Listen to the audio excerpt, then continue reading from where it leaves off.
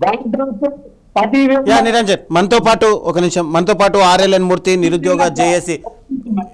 నిరంజన్ ఒక నిమిషం, మనతో పాటు ఆర్ఎల్ఎన్ మూర్తి నిరుద్యోగ జేఏసీ కన్వీనర్ కూడా జాయిన్ అయ్యారు. గుడ్ ఈవినింగ్ మూర్తి గారు. గుడ్ ఈవినింగ్ అండి.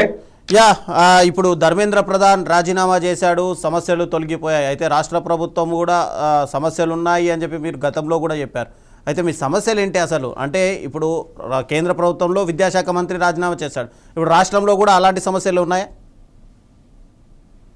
ఈ చర్చ కార్యక్రమంలో పాల్గొంటున్నటువంటి మా మిత్రులకు కూడా అందరికీ ధన్యవాదాలు తెలియజేస్తున్నాం. ధర్మేంద్ర ప్రధాన్ రాజీనామాతోనే ఈ దేశంలో మొత్తం విద్యారంగం మొత్తం మారిపోతుందని మేము అనుకోవట్లేదు. ఈ దేశంలో తక్షణం ధర్మేంద్ర ప్రధాన్ రాజీనామా చేస్తే ఇప్పటికైనా ప్రభుత్వం సోయొచ్చి కాస్త విద్యారంగంలో తీసుకుపోయేటువంటి నిర్ణయాలు పేద అట్టడుగు వర్గాల విద్యార్థుల భవిష్యత్తును మార్చే విధంగా ఎంతో కొంత ఉపయోగపడుతుంది అనేటువంటి విధంగా మేము ఆశిస్తున్నాం. అదే విధంగా ఈ మొదటి నుంచి నిజానికి పాలక వర్గాలకు ఏంటంటే ఈ దేశంలో విద్యారంగాన్ని మొత్తం కార్పొరేట్ వర్గాలకు ధరాదత్తం చేసేటువంటి విధంగా పాలక వర్గాల నిర్ణయాలు ఉన్నాయి.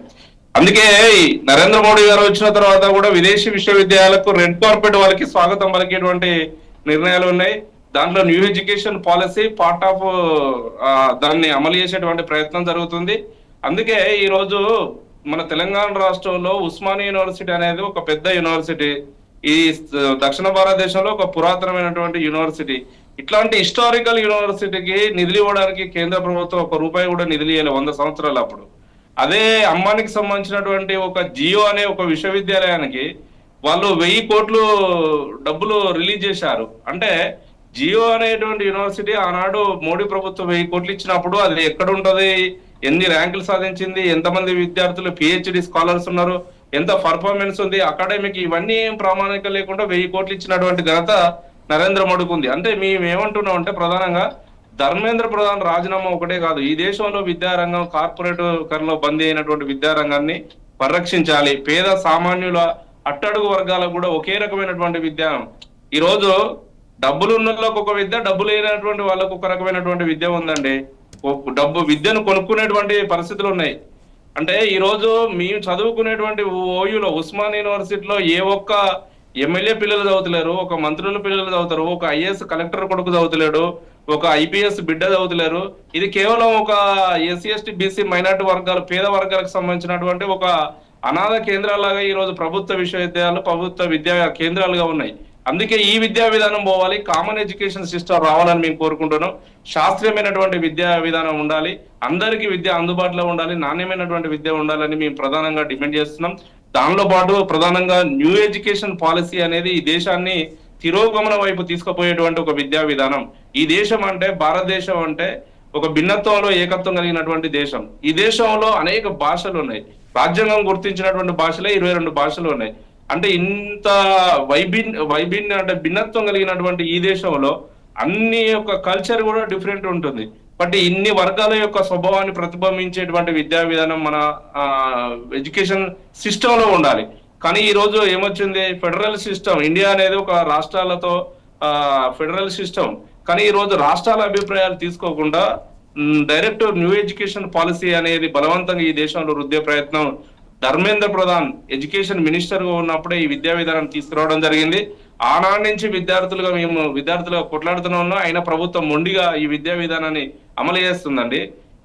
ముఖ్యంగా ఏంటంటే చాలా విశ్వవిద్యాలయాల్లో శాస్త్రీయమైనటువంటి దృక్పథం లేనటువంటి కోర్సులు పెడుతున్నారు. జ్యోతిషం అంటారు, కర్మశాస్త్రం అంటారు, పిండ శాస్త్రం అంటారు, తర్కశాస్త్రం అంటారు, భూత వైద్య శాస్త్రం అంటారు. ఈ మధ్య కాలంలో బెనారస్ విశ్వవిద్యాలయంలో ఒక భూత వైద్య శాస్త్రం కోర్సు కూడా పెట్టారు. అంటే నిజంగా చెప్పండి, ఇంత శాస్త్రీయమైనటువంటి ఏఐ టెక్నాలజీలో భూత వైద్య శాస్త్ర కోర్సు అవుతే ఏం ఉపయోగం జరుగుతుందో ఈ ధర్మేంద్ర ప్రధాన్ లాంటి మోడీ ఈ దేశంలో ఉన్నటువంటి బీజేపీ వ్యక్తులే చెప్పాల్సినటువంటి అవసరం ఉంది. అంటే ఈ రోజు ఏ శాస్త్రీయ టెక్నాలజీని ఉపయోగించుకొని చైనా, అమెరికా, జపాన్ ఇంత అభివృద్ధిలో మనుగడ సాధిస్తుంటే మనం భూత వైద్య శాస్త్రాలు చదవాలి, కర్మశాస్త్రాలు చదవాలి, తర్కశాస్త్రాలు చదవాలి. ఎవరికి ఉపయోగపడతాయండి?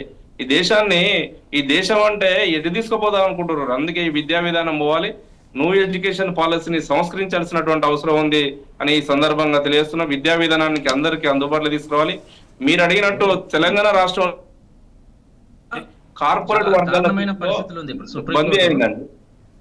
ఈ రోజు శ్రీ చైతన్య నారాయణ అనేటువంటి ఒక విద్యా సంస్థలు రేవంత్ రెడ్డి గారు వచ్చిన తర్వాత కూడా ఫీజుల నియంత్రణ చట్టం తీసుకొస్తామని చెప్పారు. కానీ ఇప్పటికి కూడా ఫీజుల నియంత్రణ చట్టం ఈ ప్రభుత్వం కూడా తీసుకురాలేదు.